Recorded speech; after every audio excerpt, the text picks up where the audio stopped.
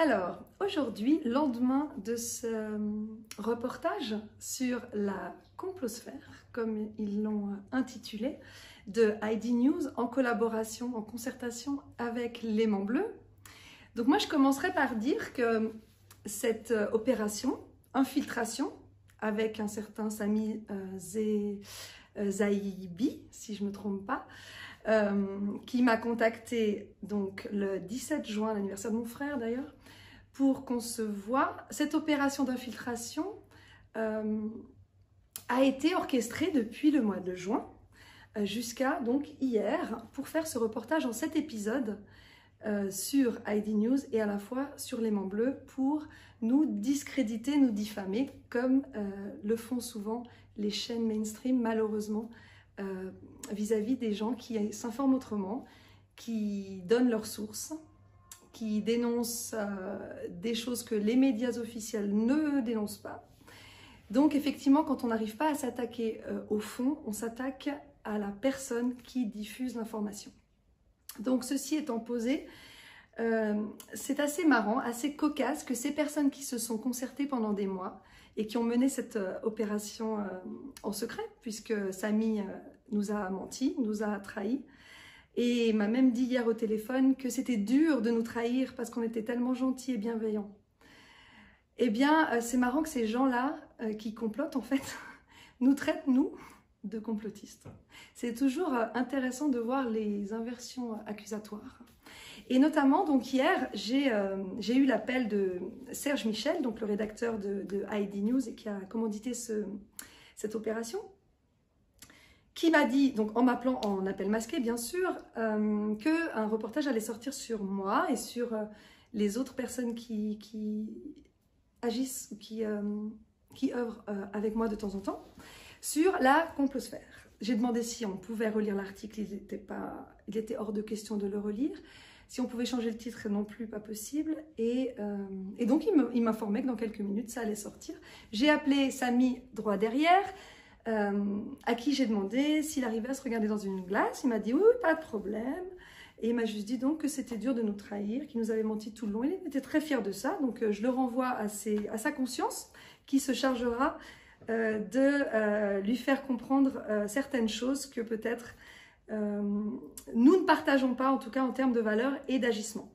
Ceci étant dit, donc j'ai lu les articles, il y a déjà 2 articles qui sont sortis, un qui s'intitule « Sortir de la matrice », l'autre « Nous avons infiltré un journaliste chez les complotistes acharnés de Suisse romande ». Donc j'ai déjà relevé 16 erreurs, des erreurs assez grossières, notamment le titre de ma vidéo qui ne s'appelle pas « La crise vue de Suisse » mais « Covid-19, la Suisse au cœur des décisions mondiales ». Le fait que, soi-disant, Facebook m'aurait censuré, c'est pas du tout le cas, c'est YouTube qui m'a censuré en l'occurrence, que je capitalise sur ce coup de projecteur pour gagner de la popularité sur les réseaux et me mettre en lien avec les éveillés français et suisses. Alors ce monsieur peut-être ignore que je milite depuis 8 ans et que je n'ai pas attendu ces vidéos pour me m'allier à des personnes qui œuvrent comme moi pour la justice, la vérité, la liberté et les droits humains. Et puis, j'ai pas besoin de popularité parce qu'en l'occurrence, je ne fais pas ça pour la gloire. Je fais simplement ça pour être active, pour ne pas rester dans mon fauteuil en attendant que ça se passe. Puisque moi, j'ai des valeurs par rapport à tout ça et que l'injustice, j'y suis allergique. Et donc, pour ne pas déprimer, je préfère agir. Et ça fait effectivement des années que j'agis et pas forcément devant les caméras. Donc, ce monsieur prétend m'avoir demandé de lui répondre, m'a demandé de répondre à des questions. Or, je n'ai jamais reçu le moindre message de ce monsieur avant hier, 15h15. Il a dit que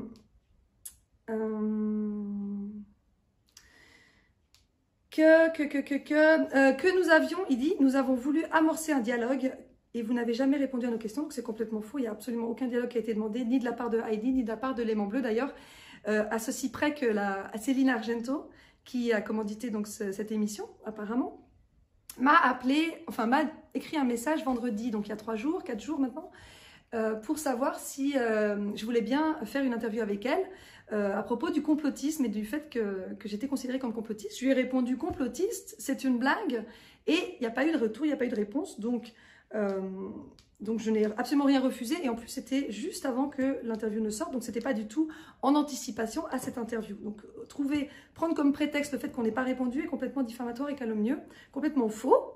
Ensuite il y a quelque chose que j'ai relevé qui est assez drôle, c'est Samy qui écrit comment a-t-elle pu basculer, comme s'il y avait une histoire de bascule, comme si on devait tomber dans une espèce de folie ou je ne sais quoi.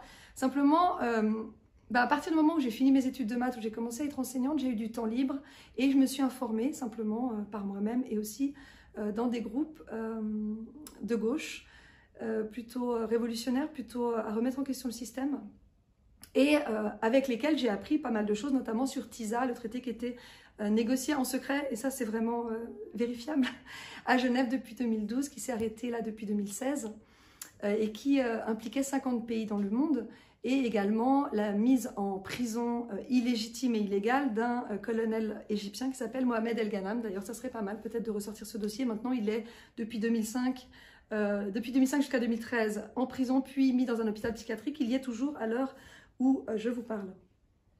Donc, je n'ai pas basculé, j'ai simplement commencé des recherches par moi-même.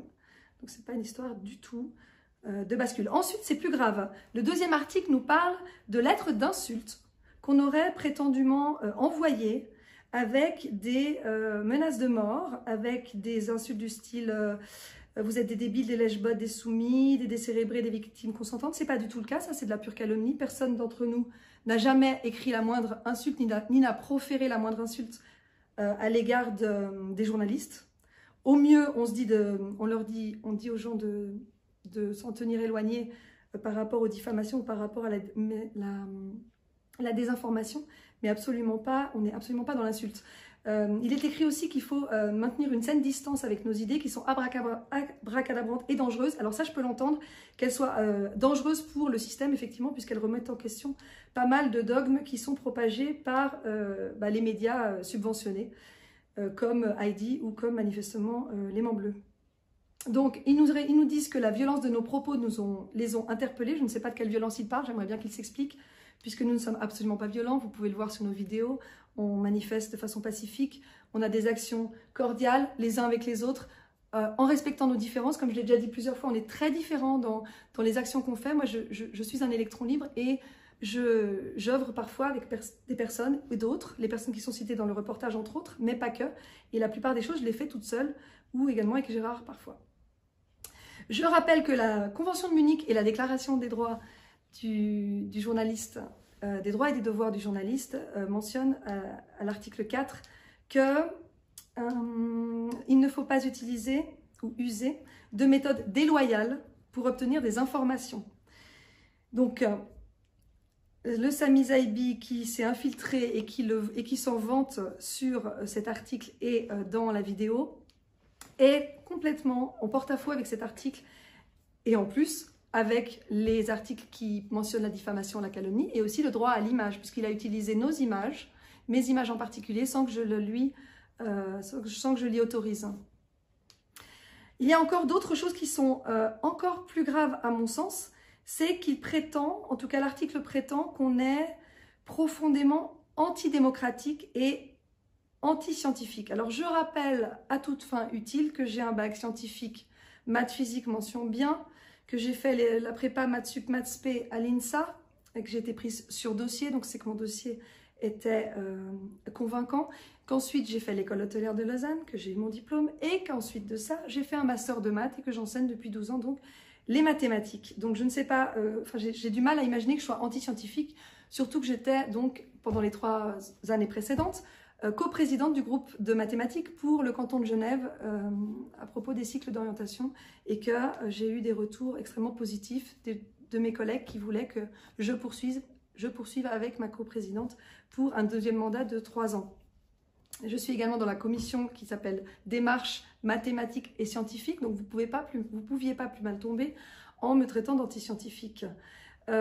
Antidémocratique, ça aussi c'est assez drôle, puisque au contraire, moi je revendique ma soif de démocratie justement pour que Demos Kratos, le peuple, le pouvoir du peuple soit respecté, et en l'occurrence celui de nous informer par nous-mêmes, de diffuser les informations, de nous exprimer puisque je vous rappelle que j'ai quand même eu un blâme pour avoir fait une vidéo sur la création monétaire avec Dieudonné.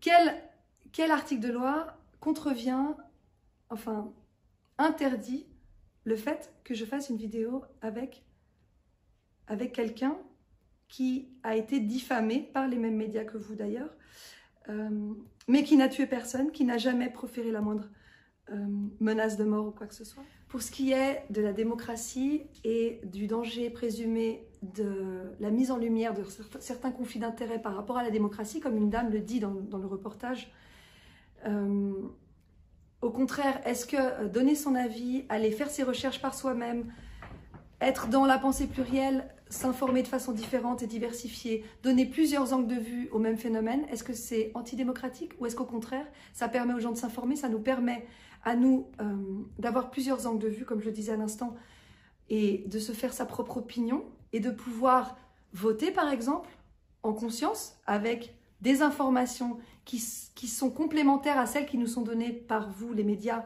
ou par nos autorités? Est-ce que le fait d'avoir un éclairage sur les choses qui nous entourent ne nous donne pas, au contraire, plus d'informations utiles pour que justement s'exerce la démocratie? Est-ce que la démocratie, c'est pas non plus être différent, accepter les différences, accepter de pouvoir être avec qui on veut, de parler avec qui on veut, de dire ce qu'on veut tant qu'on n'essaye pas de nuire à autrui? Donc ce n'est pas notre cas, vu que nous ne cherchons absolument pas à diffamer quiconque ou à faire du mal aux autres. Au contraire, on est rassembleurs. Moi, je veux fédérer, je veux que les gens soient bien les uns avec les autres, avec nos différences, en se comprenant et en s'acceptant.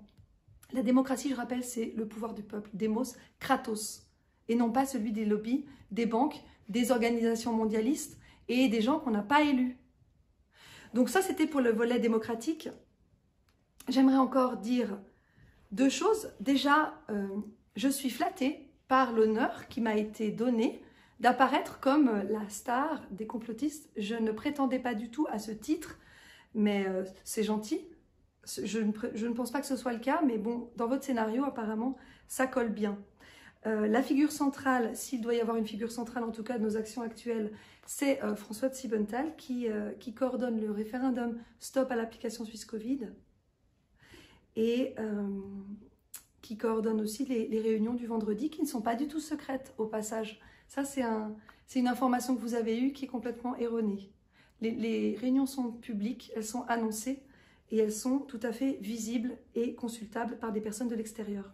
Une dernière chose que je voulais dire par rapport au DIP, puisque il est dit dans le reportage, dans l'un des reportages, que vous alliez vous adresser, donc messieurs les journalistes, au DIP pour dénoncer mes théories soi-disant antidémocratiques et antiscientifiques. Alors cela, ça s'appelle de la diffamation, de la calomnie et de la tentative de nuire à ma personne, à mon métier, à ma réputation. Donc c'est pénal, vous le savez. Et en plus, dommage pour vous, c'est pas du tout justifié. Si vous voyez, mais ça va sortir bientôt, les messages de soutien de mes élèves, de leurs parents, de mes collègues qui témoignent du travail que je fais et de l'enthousiasme que je leur permets d'avoir face à une matière qui n'est pas toujours facile. J'ai souvent des témoignages d'élèves qui me disent « Avant, j'aimais pas les maths, j'étais nulle en maths, maintenant j'aime les maths grâce à vous et j'aimerais bien vous avoir l'année prochaine. » Ils me fêtent mon anniversaire chaque année. J'ai toujours une de mes classes au moins qui me prépare mon anniversaire surprise. Donc, je donne mes cours également, mes théories que j'ai fabriquées à mes collègues et qui me remercient pour ça. Donc, si mes cours et si mon enseignement était si antiscientifique, antidémocratique, inadéquat, je pense que je n'aurais pas tous ces retours que j'ai actuellement. Donc, si vous voulez nuire à mon gagne-pain, à ma profession, faites-le, mais mes avocats sauront rétablir la justice et la vérité. Et je pense qu'en faisant tout ce que vous faites là, vous vous tirez une balle dans le pied, malheureusement. J'ai de nouveau un peu de compassion pour vous. Je vous remercie en même temps pour les informations que vous avez données, qui sont pour la plupart erronées, mais quelques-unes sont quand même justes, quand vous dites que que nous sommes rassembleurs, que nous sommes différents et que nous œuvrons ensemble, que nous sommes fédérateurs et que les gens se réveillent, eh bien ça c'est juste. Et le phénomène n'est pas prêt de s'arrêter. Puisqu'en fait, ce qui compte, en tout cas ce qui compte pour moi, c'est pas d'être préservé de toutes vos attaques, malhonnêtes, puisque effectivement il y a eu des mensonges, c'est de pouvoir donner aux gens les outils pour avoir les informations. Vous pouvez essayer de me détruire, vous n'y arriverez pas, mais c'est pas si important. Puisqu'une fois que les graines sont semées, et je pense qu'elles le sont, et d'autres prendront la relève, eh bien le travail est fait et chacun choisira, décidera de ce qu'il veut dans sa vie, en son âme et conscience et de façon indépendante. Donc voilà, merci à vous.